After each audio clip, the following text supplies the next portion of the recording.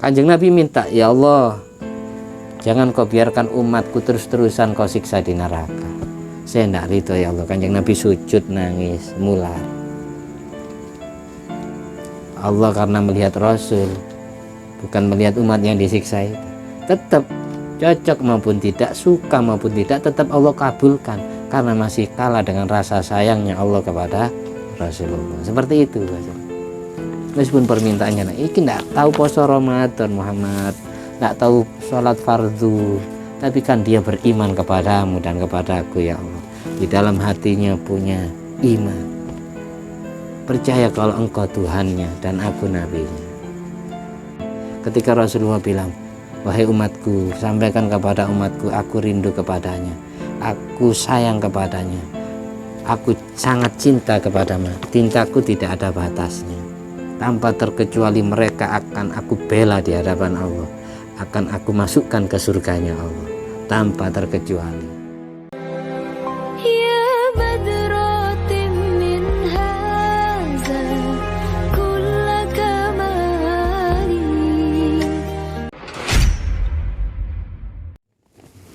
Assalamualaikum warahmatullahi wabarakatuh. Alhamdulillahirabbil alamin alladzi bi ni'mati tatimmus sholihat wa bi dzikri sulahai tatanazzalu rahmat wal barakat wassalatu wassalamu ala sayyidis sadat sayyidina wa maulana Muhammadin qutbil qadat wa ala alihi wa ashabi alan jumiz zahirat amma ba'du. Rabbi syrah li sadri wa yassir li amri wa hlul 'uqdatam min lisani yafqahu qawli. Rabbi zidni ilma warzuqni fahma. Allahumma iftah alaina futuhal arifin waj'alna khalisatan liwajhikal karim. Allahumma arzuqna fahma nabiyyin wa ilhamal malaikatil muqarrabin. Allahumma nawwir qulubana bi nuri hidayatika kama nawwaratal arda bi nuri syamsika. Ya Allah ya Rahman, Allahumma inna na'udzubika min ilmin la yanfa' wa qalbin la yakhsha wa amalin la yurfa' wa du'ain la yusma'. Allahumma sholli ala sayyidina Muhammad wa ala sayyidina Muhammad. Rabbana atina fid dunya hasanah wa fil akhirati hasanah wa qina adzabannar. Allahumma inna na'udzubika min adzabil qabr wa min adzabin nar wa min fitnatil mahya wal mamat wa min fitnatil masiihid dajjal. Allahumma sholli ala sayyidina Muhammadin wa ala ali sayyidina Muhammad madanil judi wal karam bil ilmi wal hilmi wal hikami wa barik wa sallim walhamdulillahirabbil alamin. Al-Fatihah.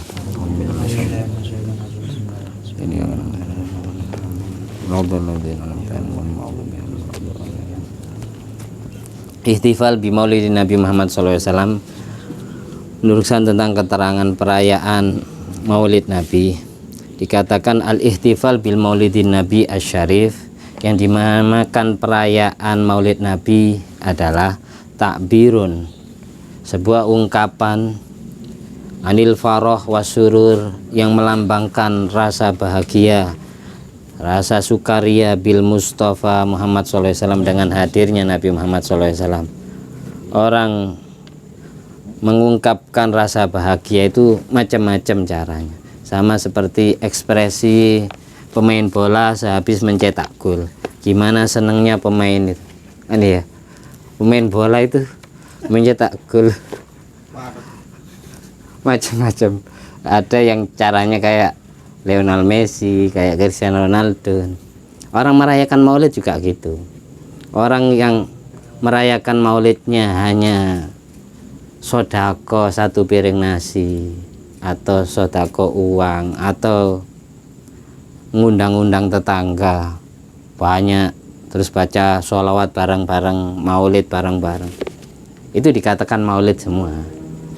Intinya ketika kita melakukan ibadah baik yang kita persembahkan karena Nabi Muhammad SAW, diiringi dengan rasa bahagianya hati, rasa senangnya hati dengan lahirnya beliau, itu sudah dikategorikan al-ihtifal bil maulid.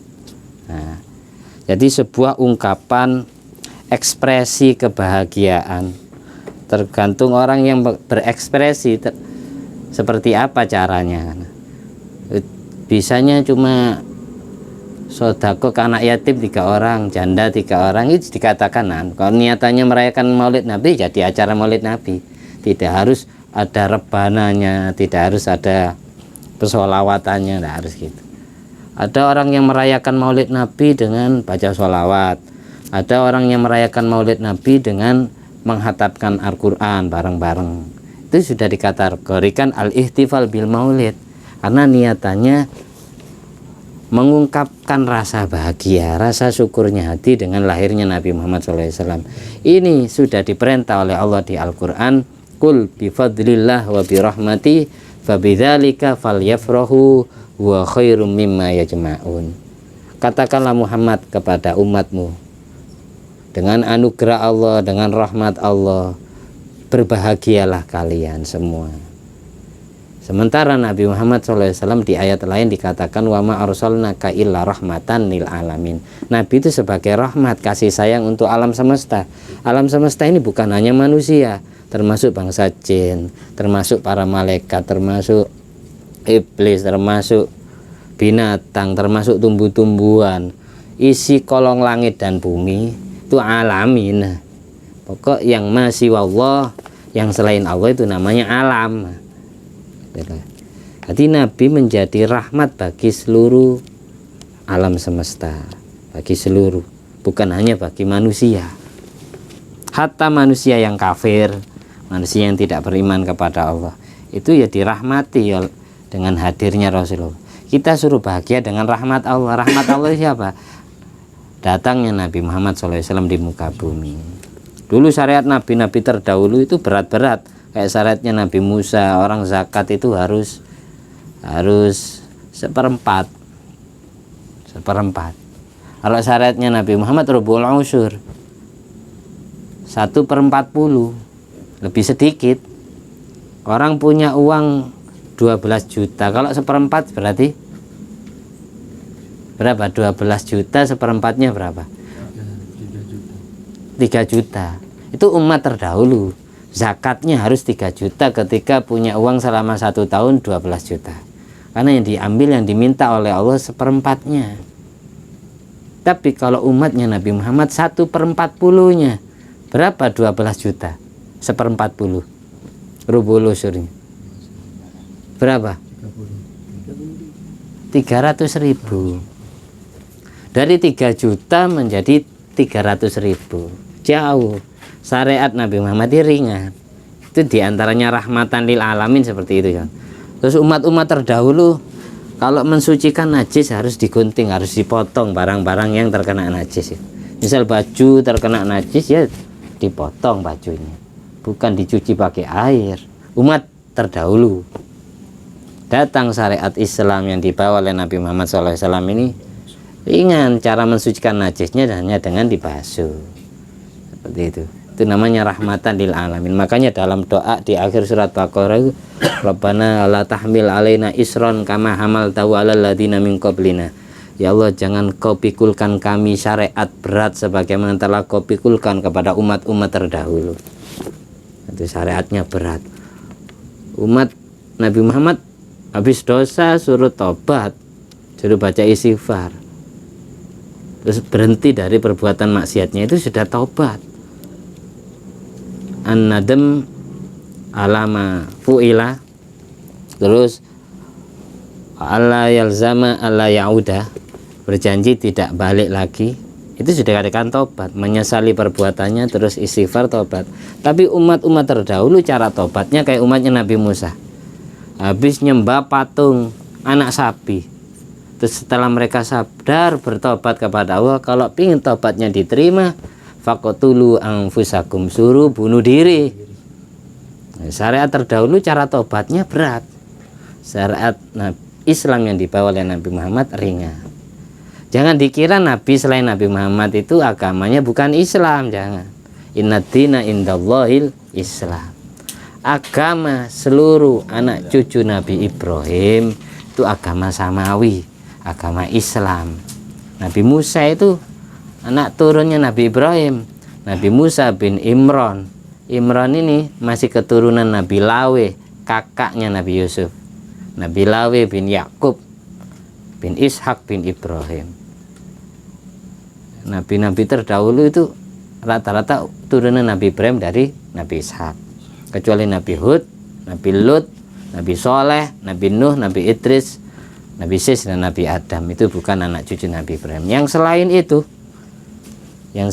25 Nabi itu anak cucu Nabi Ibrahim. Hanya satu anak cucu Nabi Ibrahim yang lewat jalur Nabi Ismail, cuma Nabi Muhammad SAW. yang lain lewat jalur Nabi Ishak bin Ibrahim. Seperti itu. Makanya di Al-Quran dikatakan agamanya Nabi Ibrahim, maka na Ibrahimu Yahudiyan wala Nasronian walakin kana hanifam muslimah.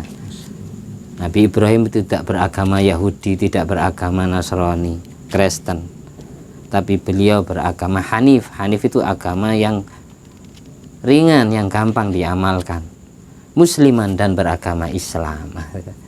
Namanya Islam. Nah, kita lanjut.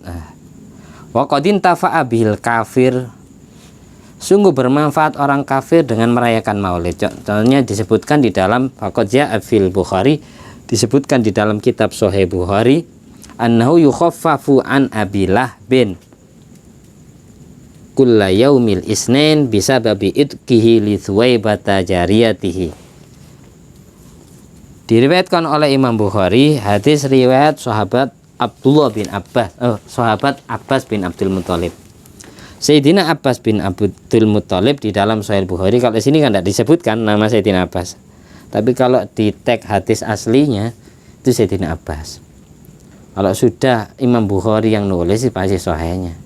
Meskipun hadis ini ditentang oleh orang-orang Wahabiyah, karena di riwayat hadis ini ada nama perawi yang namanya Urwah, itu dianggap perawi dhaif. Terus dasarnya mimpi, sama orang Wahabi dianggap lemah. Tapi orang NU dan Muhammadiyah menyatakan sahih. Kalau sudah sahih ya sahih, boleh diikuti, boleh diamalkan.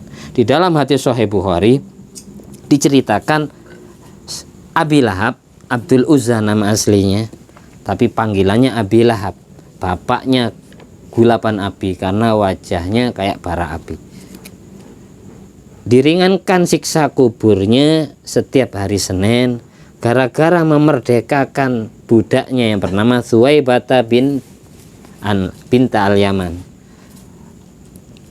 Jadi Thuwaibah binta al-Yaman, budaknya Abu Lahab, ini ngasih kabar lamma basyarathu, ketika Thuwaibah memberi kabar kepada Abu Lahab biwiladatil Mustafa sallallahu alaihi wasallam, dengan lahirnya Nabi Muhammad sallallahu alaihi wasallam. Abu Lahab senang. Wahai Thuwaibah, apakah kamu ini jujur? Iya Tuhan, Aminah binti Wahab, kakaknya jenengan Abdullah bin Abdul Muthalib, ini melahirkan anak. Istrinya melahirkan anak, sekarang punya anak. Anak semata wayang, anak satu-satunya. Karena Sayyid Abdullah meninggal dunia sebelum Nabi lahir. Itu satu riwayat. Menurut riwayat lain sesudah Nabi lahir dapat 2 bulan. Bayi usia 2 bulan, ibunya sudah janda, sudah yatim. Amin, bayangkan pengantin baru nikah dapat 1 tahun, terus dapat 2 bulan, bayi 2 bulan, terus suaminya meninggal. Gimana susahnya Siti Aminah, ibunya Nabi. Makam ibu Nabi sama abah Nabi ada di Madinah, di kota Ubuwa. Sama kayak kakeknya juga Abdul Muthalib itu ada di Madinah. Kalau yang lain di atasnya itu ada di Mekah, jejer dengan Siti Khadijah Al-Kubro. Abu Lahab ini sangat sayang kepada Rasulullah, sampai menganggap Kanjeng Nabi ini kayak anaknya sendiri mulai kecil. Namanya Pak Lek, bahasa kita Pak Lek lah ya. Adiknya Abah, ini anak ini kasihan, Muhammad ini tidak punya bapak, akulah jadi bapaknya. Seneng Kanjeng Nabi sering digendong sama Abu Lahab.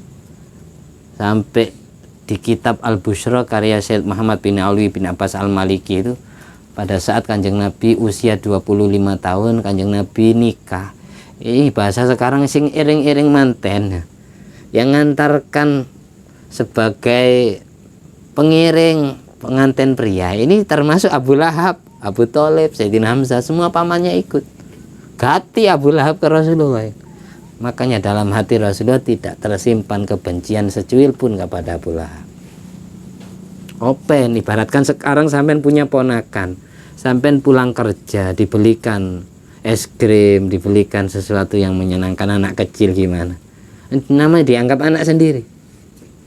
Jadi sebelum Rasulullah ngaku jadi nabi di usia 40. Abu Lahab itu sangat sayang. Ya gitu. Gara-gara ini, ya kalau memang berita kamu wahai Suhaibah itu benar, sejak ini kamu saya memerdekakan. Ekspresi kebahagiaan dari Abu Lahab adalah dengan memerdekakan budaknya yang ngasih kabar atas kelahiran Nabi. Itu sudah termasuk acara maulid. Berarti Abu Lahab secara tidak langsung al-ihtifal bil maulidin Nabi, merayakan kelahiran Nabi dengan cara memerdekakan budaknya. Ini dasar orang NU. Kenapa kok hukumnya boleh merayakan maulid? Orang kafir saja itu boleh kok. Malah akan dikatakan di sini di catatan kakinya paling bawah, sampai lihat yang bawa kitab, wa yakul wa amusu min baini isbi ayya ma'an bi qadri hadza wa asyara li ra'si isbihi. Sayyidina Abbas bin Abdul Muthalib, saudara kandung dari Abu Lahab bin Abdul Muthalib, termasuk pamannya Nabi yang beriman, yaitu Sayyidina Abbas. Ini mimpi ketemu Abu Lahab. Dalam mimpinya Abu Lahab ini siksa kuburnya diringankan setiap hari Senin.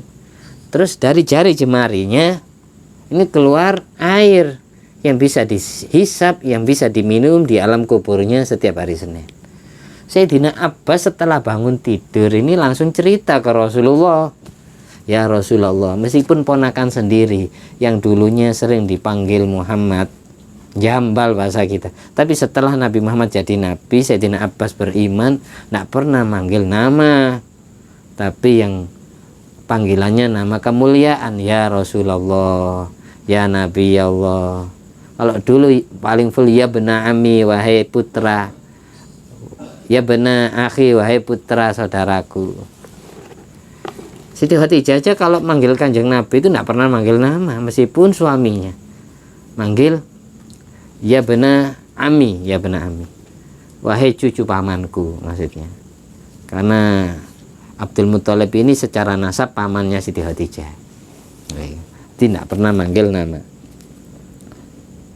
Jadi cerita Abu Lahab ini sangat bahagia melihat Sayyidina Abbas beriman. Kamu bersyukur kepada Allah. Jadi mimpinya sesudah Abu Lahab meninggal dunia. Ya Abbas ini, untung kamu hidup di dunia beriman kepada Muhammad, sangat beruntung. Saya aja gara-gara merayakan hari kelahirannya saja, setiap hari Senin saya diringankan siksa kubur. Aslinya keringanan siksa kubur atas doa Rasulullah kepada Allah. Dari saking sayangnya Rasul kepada Abu Lahab, sampai didoakan, ya Allah, jikalau engkau memang berkehendak pamanku tidak Islam, tapi ringankan siksa kuburnya. Ya apa beliau telah berjasa dalam jiwaku. Mulai kecil aku sering dirawat, aku sering digendong, bahkan nikah saja diantarkannya, dibiayai, dimodali. Dan beliau sangat sayang kepada saya dulu sebelum saya ngaku jadi nabimu, ya Allah. Akhirnya setiap hari Senin diringankan sisa kuburnya. Malah Sayyidina Abbas cerita ke Rasulullah gini, Abu Lahab bilang ke Sayyidina Abbas dalam mimpinya gini, wa amusu, aku bisa menghisap mimbaini isba'ayya, dari antara dua jariku ini, dari jariku, dari antara dua jariku ini, isba'ayya ini yang membuang nun tasniyah karena diidhafakan kepada ya mutakallim. Isbi ayah, aku bisa menghisap ma'an air dari tempat di antara dua jariku ini, katanya Abu Lahab. Biqadri hada, dengan kadar air berapa liter sekian gitu. Wa asyara li ra'si isbi'i, Abu Lahab isyarat dengan ujung jarinya, bukan ujung ini, pangkal jari sini berarti ya. Saya bisa menghisap air dari antara dua jariku ini. Jadi gini, bisa nyucup air, keluar air dari sini, sela-sela jari setiap hari Senin. Makanya Syekh Hafid Syamsuddin Muhammad bin Nasir Ad-Damsyiki, orang Damaskus, Suriah, beliau membuat syair tentang Abu Lahab ini di dalam kitab Dzikriyat wal Munasabat halaman 103. Idza kana hadza kafiron, jika orang kafir ini kayak Abu Lahab ini, ja'a dzammuhu bitabbat yada fil jahimi mukhallada. Ja'a dzambuhu, yang mana celaannya telah datang di surat tabbat yada Abi Lahab fil jahimi mukhallada, dilanggengkan abadi di neraka jahanam. Sekelas orang kafir seperti ini, seperti Abu Lahab ini, ata annahu fil yaumil isnin daiman, selamanya di alam kuburnya setiap hari Senin, yukhaffaf anhu, diringankan siksa kuburnya dengan keluar air dari sela jari-jarinya. Lisurur bi Ahmada, gara-gara bahagia dengan lahirnya Nabi Ahmad, Nabi Muhammad SAW. Fama, maka gimana? Adzannu, praduga, bil abdil ladzi kana umruhu bi Ahmada masrura, seorang hamba yang muslim yang seumur hidupnya selalu bahagia dengan adanya Nabi Muhammad, dengan lahirnya Nabi Muhammad. Wa mata muwahhida, dan ketika dia mati bertauhid, mengesahkan Allah. Kalau sekelas orang kafir saja diringankan siksa kuburnya gara-gara menghormati kelahiran Nabi, apalagi sekelas orang Islam yang seumur hidupnya dia selalu bahagia dengan lahirnya Nabi Muhammad dan mati dalam keadaan membawa tauhid. Ya tambah ringan siksa kuburnya, atau bisa jadi tidak disiksa selamanya. Paham maksudnya sairan itu? Maksudnya gitu. Makanya kita beruntung bisa merayakan Maulid Nabi setiap malam Senin. Setiap malam Senin kita merayakan. Abu Lahab merayakan Maulid Nabi sekali saja diringankan siksa kuburnya. Kita setiap malam Senin, tidak nunggu Rabiul Awal. Itu pun ada yang bolos, Mas, yang bolong-bolong. Nah, istiqomah merayakan Maulid Nabi gara-gara dikeloni istrinya. Siapa? Menemu sing luwih angetan.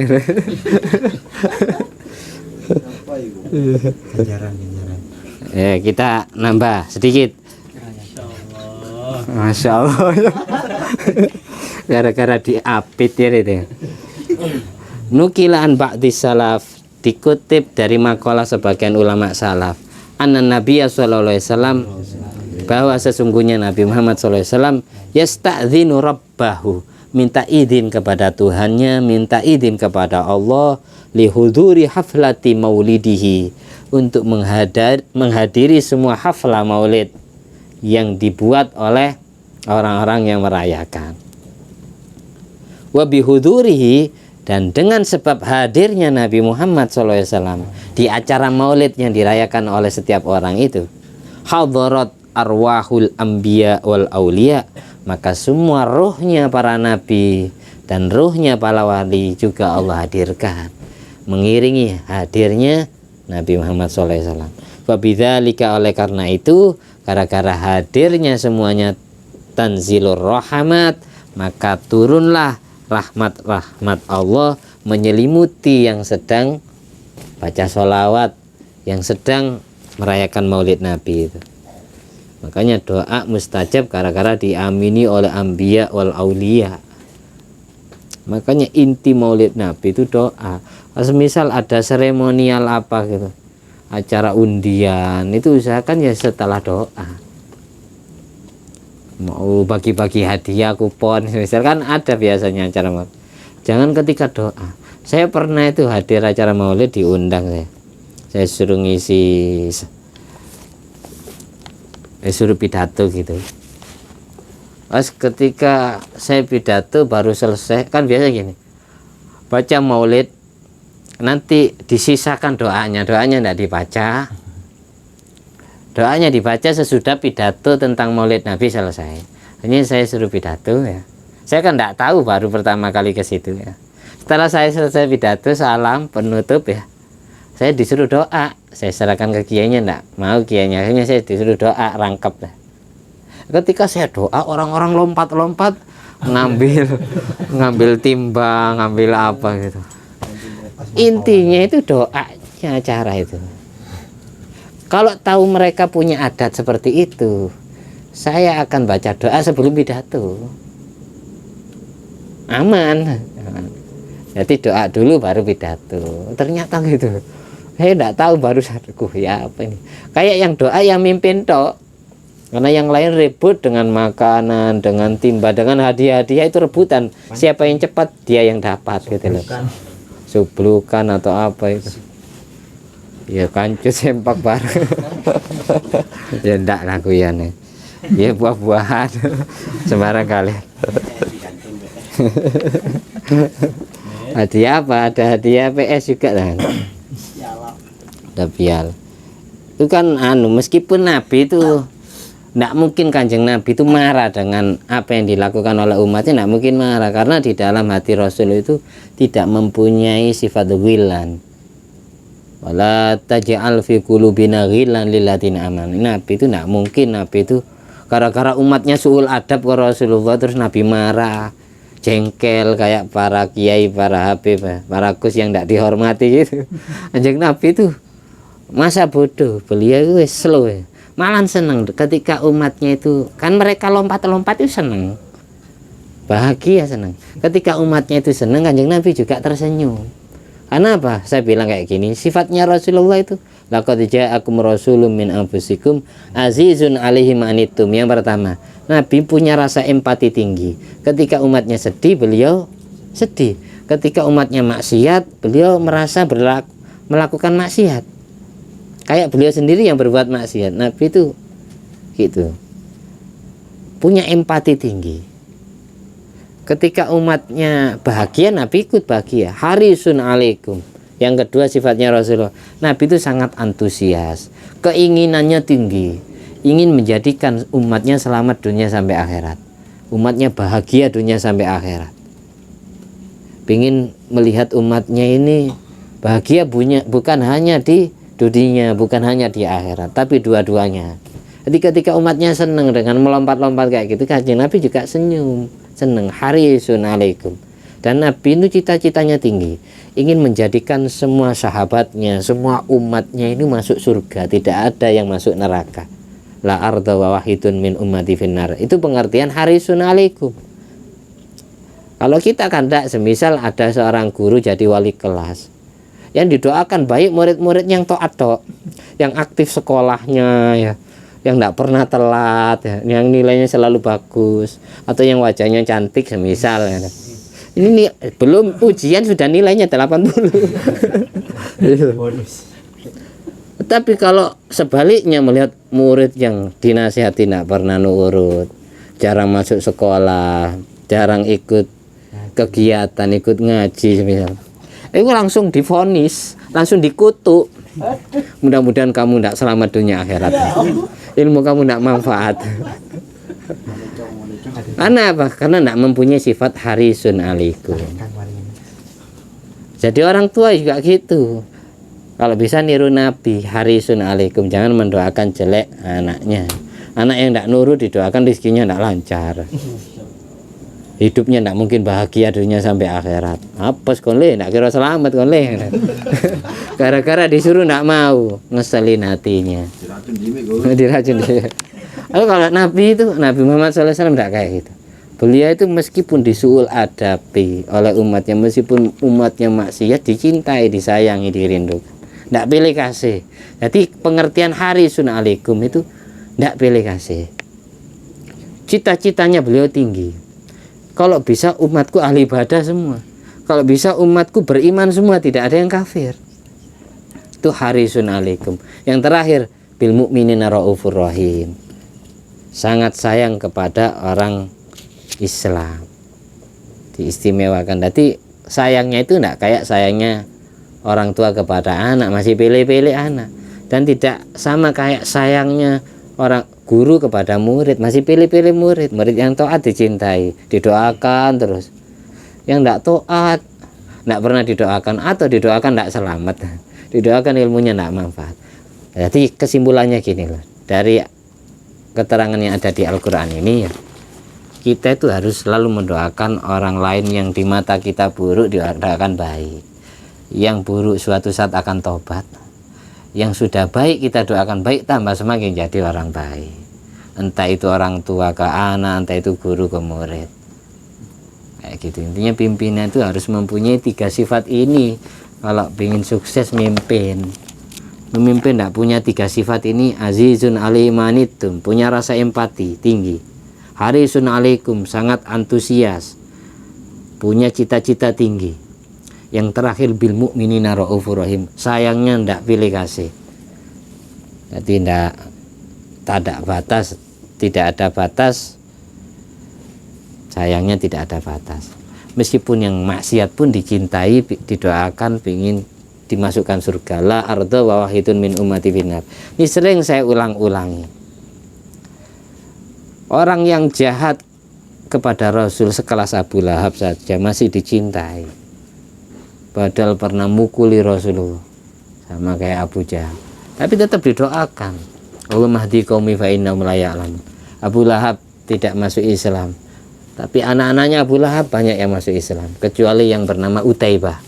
Utaibah ini tidak masuk Islam. Yang lain, saudaranya yang lain, Mu'tab, Utbah, ada Durra, Subaika, ini masuk Islam. Binta Abu Lahab atau bin Abu Lahab. Abu Jahal tidak masuk Islam, tapi anaknya masuk Islam.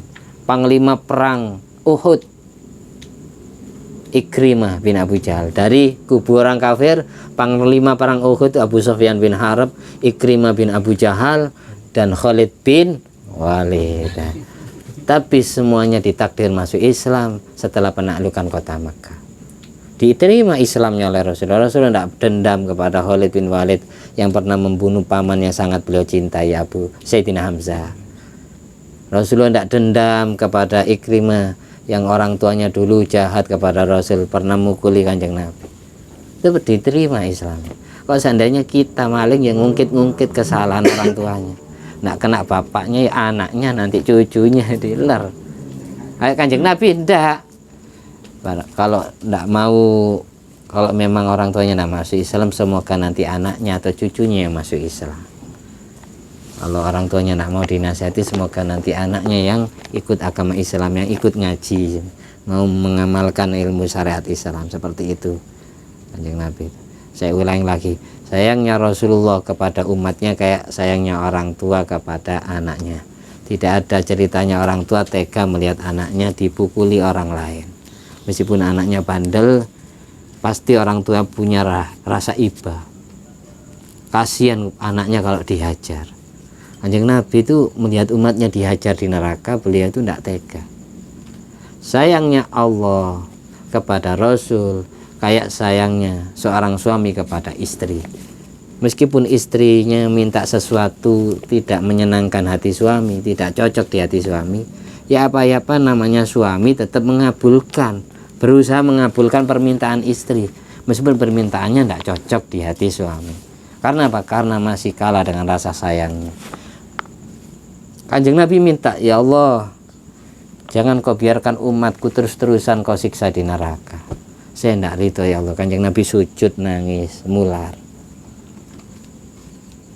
Allah karena melihat Rasul, bukan melihat umat yang disiksa itu, tetap cocok maupun tidak, suka maupun tidak, tetap Allah kabulkan, karena masih kalah dengan rasa sayangnya Allah kepada Rasulullah. Seperti itu. Meskipun permintaannya, nah, ini tidak tahu puasa Ramadan Muhammad, tidak tahu sholat fardu, tapi kan dia beriman kepadamu dan kepadaku ya Allah. Di dalam hatinya punya iman, percaya kalau engkau Tuhannya dan aku nabinya. Akhirnya tetap Allah kalah. Misal istri kayak gitu, ya tetap suaminya yang kalah. Karena apa? Kalah dengan rasa sayang. Ini karena saya yang ngomong kayak gini, sampai tidak merinding. Kalau seandainya kita mimpi Rasulullah SAW, terus Kanjeng Nabi dahulu kepada kita seperti itu, paling gemetar kamu pasti nangis, karena saya yang ngomong ke sampean. Kalau Kanjeng Nabi yang ngomong ke sampean sendiri, paling merinding. Ketika Rasulullah bilang, wahai umatku, sampaikan kepada umatku, aku rindu kepadanya, aku sayang kepadanya, aku sangat cinta kepadanya, cintaku tidak ada batasnya. Tanpa terkecuali mereka akan aku bela di hadapan Allah, akan aku masukkan ke surganya Allah, tanpa terkecuali.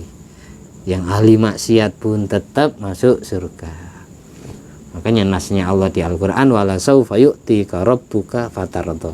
Nabi bisa ridho, rela puas hatinya kalau urusan umat yang ada di neraka sudah tuntas. Yang kholidina fiha abadan, langgeng abadi di neraka cuma orang kafir. Orang Islam itu ada 3 model. Ada yang dakhalal jannah bighairi hisab, masuk surganya tanpa transit, yaitu man lam yujad sayyi'atuh wal wujidat hasanatun faqat, orang yang ditemukan hanya amal baik di dalam catatan rapot amalnya. Ini masuk surga tanpa transit neraka, tanpa dihisab. Nah, atau orang seperti contohnya para nabi, para wali, atau orang-orang yang dosanya sudah Allah hapus sebelum meninggal dunia, diberi sakit, diberi musibah sampai menjelang akhir hayatnya. Atau orang-orang yang dosanya sudah tuntas dengan siksa kuburnya, jadi bangkit dari alam kubur tinggal membawa pahala, jadi langsung dakhalal jannah bighairi hisab. Nah, ditemukan dalam catatan amal rapotnya tidak ada amal jelek karena sudah tuntas semua urusannya. Di antara orang yang dakhalal jannah bighairi hisab itu orang yang rojahat hasanatu ala sayyiati, amal baiknya setelah ditimbang lebih berat dari amal buruknya. Semisal amal buruknya itu 45%, amal baiknya 55%. 55 dikalkulasi dengan 45, sisa berapa? Sisa 5%. Sisa 5% amal baiknya, ya Allah. Amal baik 55, amal jeleknya 45. Jadi amal baiknya seumur hidup sisa 5%. Ini dakhalal jannah bighairi hisab. Pokok semua timbangan amal baiknya lebih berat dari amal jelek, itu masuk surga tanpa transit neraka. Dakhalal jannah bighairi hisab. Terus model orang Islam yang kedua, manistawat hasanatuh wa sayyi'atuh, orang yang timbangan amal jelek dan baiknya itu sejajar, setara, seimbang, tidak ada yang jomblang, lebih berat yang mana, tidak ada. Hati 50% hasanat, 50% sayyi'at. Ini tetap dihisab, fayuhasabu hisaban yasira thumma yadkhulul jannah. Dihisab dengan hisaban yang ringan, kemudian Allah masukkan surga. Model orang Islam yang ketiga itu man rojahat sayyi'atuh ala hasanati, yang amal jeleknya lebih berat, lebih abot dari amal baiknya. Setelah ditimbang, semisal amal baiknya 40%, amal jeleknya 60%. Jadi sisa berapa? 20. Sisa berapa? 10%. 10% bisa jadi ya ini disiksa dulu di neraka sesuai kadar dosanya itu. Dosanya tinggal 10%. Kalau sudah tuntas baru masuk surga. Itu insya Allah afa anhu. Kalau Allah mau, Allah maafkan semua kesalahannya berkat syafaat Rasulullah. Wa insya Allah azaba biqadri jurmi. Kalau Allah mau, masih Allah siksa dulu di neraka sesuai kadar dosanya. Dosanya tinggal 10%, maka siksaannya 10% tuntas baru. Kadang belum tuntas, Nabi sudah Kanjeng Nabi sudah meminta agar cepat selesai. Karena hati Rasulullah SAW kayak teriris-iris melihat anaknya disiksa di neraka. Sama ketika orang tua melihat anaknya semisal meskipun tidak disiksa kecelakaan terus berkucur darah, orang tua ini hatinya kayak teriris-iris, tidak tega, Bang. Seperti itulah hati Rasulullah SAW melihat umatnya. Mudah-mudahan bermanfaat, dan kita semua dan keluarga kita mudah-mudahan menjadi manusia yang sangat membahagiakan dan membanggakan hati Rasulullah. Amin. Dan kita mempunyai pasangan hidup yang serasi dunia sampai akhirat, soleh solihah, ya. Dan punya keturunan soleh solihah, membahagiakan hati Rasul, meneruskan perjuangan dakwanya, menghidupkan sunnahnya, mengamalkan ilmu syariatnya dengan mudah. Selamat dan bahagia dunia akhirat, dikumpulkan di surga bersama Rasulullah sallallahu alaihi wasallam. Ala hadi niyat wala kunyatin sholihah wala kulli man salafas soleh bijai nabil mustafa wal mujadaba Muhammadin sallallahu alaihi wasallam. Amin. Bisri asraril Fatihah.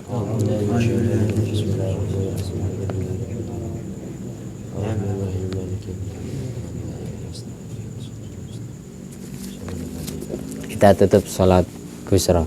Allahumma salli wa sallim ala sayyidina Muhammadin sahibil busyra sanatan tubashiruna biha wa alana wa auladana wa jami'a masyayikhina wa muallimina wa talabatana wa talibatina min yaumina ila yaumil akhir. Alhamdulillah alladzi at'amani hadzal ilma wa razaqani min ghairi haulin minni wala quwwatin. Allahumma shalli ala sayyidina Muhammad wa ala sayyidina Muhammad bi fadli subhana rabbika rabbil izzati amma yasifun wa salamun alal mursalin walhamdulillahi rabbil alamin. Wassalamualaikum warahmatullahi wabarakatuh.